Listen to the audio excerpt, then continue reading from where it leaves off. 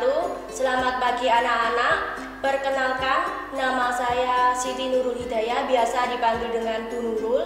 Di SMK Ketitang ini Bu Nurul mengajar mata pelajaran korespondensi. Hari ini Bu Nurul akan menjelaskan mengenai dari bagian-bagian dari surat dinas.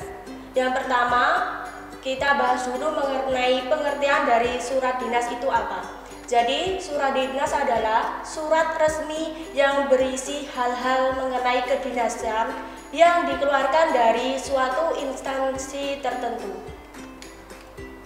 Kemudian, kita bahas mengenai bagian-bagian dari surat dinas. Bagian-bagian dari surat dinas yang pertama ada kepala surat. Di sini kepala surat itu menjelaskan mengenai identitas suatu perusahaan. Di dalam kepala surat ini nanti ada nama instansi.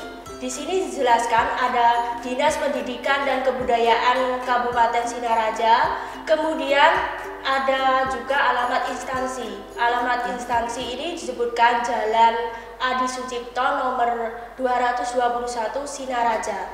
Kemudian lambang instansi. Lambang instansi ini biasanya ada di bagian kepala surat di bagian kiri. Kemudian ada nomor telepon atau email. Jika ada disertakan, kalau tidak ada tidak disertakan, tidak apa-apa. Kemudian di leher surat ini ada tanggal surat, nomor surat, kemudian lampiran, perihal, alamat dalam, dan salam pembuka. Kita bahas yang pertama adalah tanggal surat. Di sini tanggal surat ada perbedaannya yang diletakkan di leher surat dan di bagian kaki surat. Yang pertama di leher surat.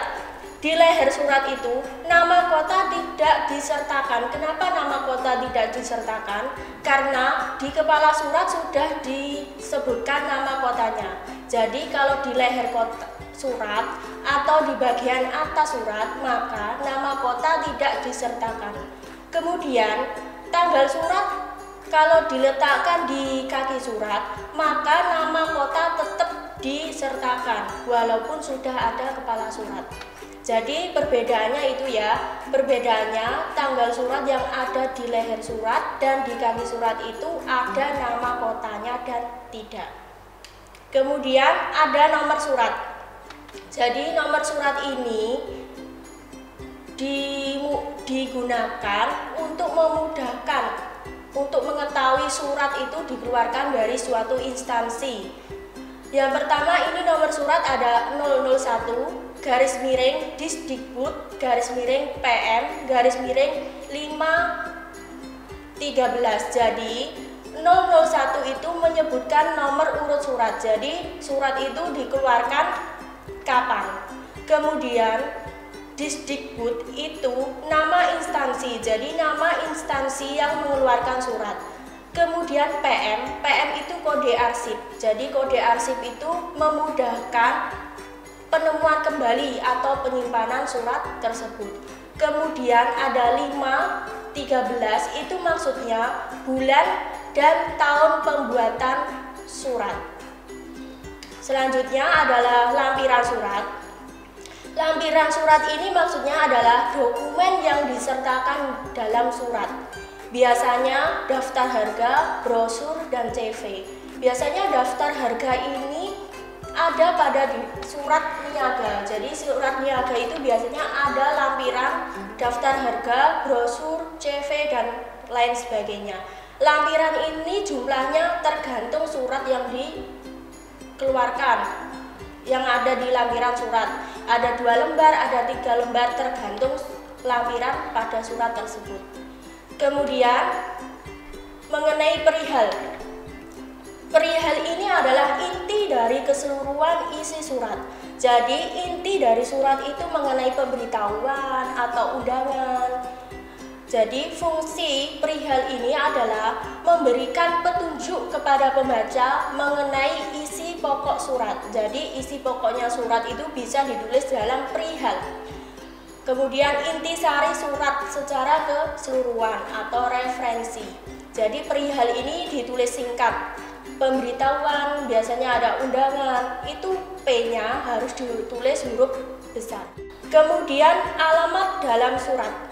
Jadi alamat dalam surat itu, nama dan alamat si penerima surat harus ditulis secara lengkap dan jelas. Di sini ada yang terhormat Budi Utomo SPD, kemudian Kepala SMK Negeri 3 Sinaraja, Jalan Adi Sucipto nomor 229 Sinaraja. Jadi ditulis yang terhormat, bukan kepada yang terhormat, tapi pilih salah satu yang terhormat. Kemudian salam pembuka. Jadi salam pembuka ini kalimat pendahuluan sebagai bentuk pengantar dan penghargaan di awal surat. Biasanya ditulis dengan hormat.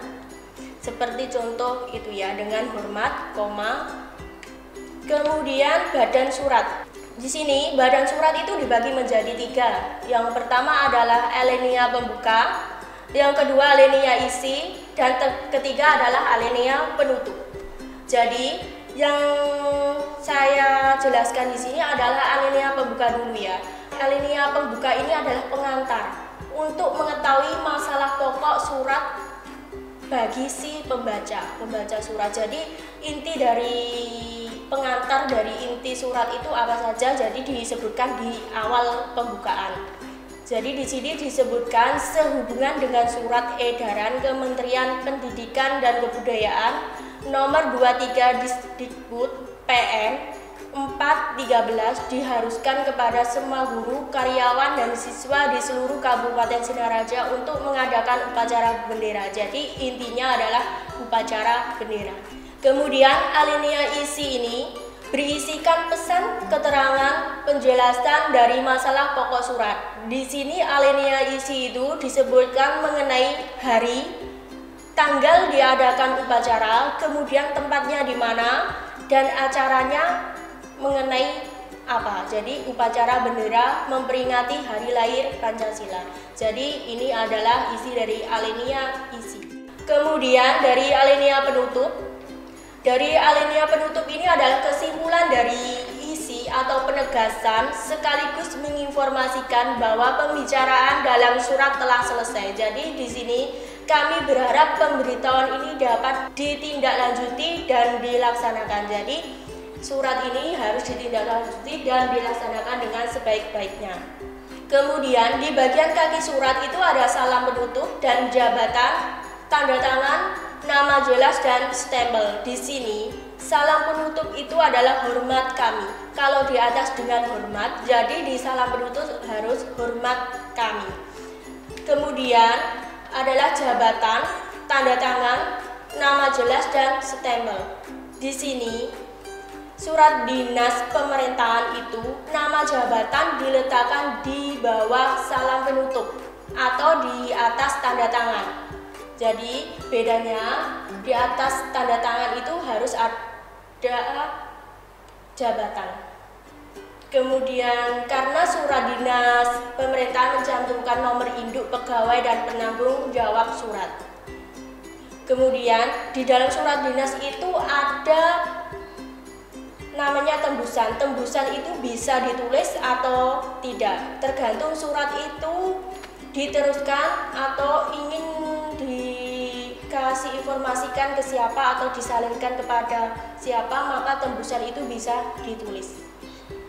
Sekian ya penjelasan mengenai dari bagian-bagian surat dinas. Kurang lebihnya saya mohon maaf. Wassalamualaikum warahmatullahi wabarakatuh.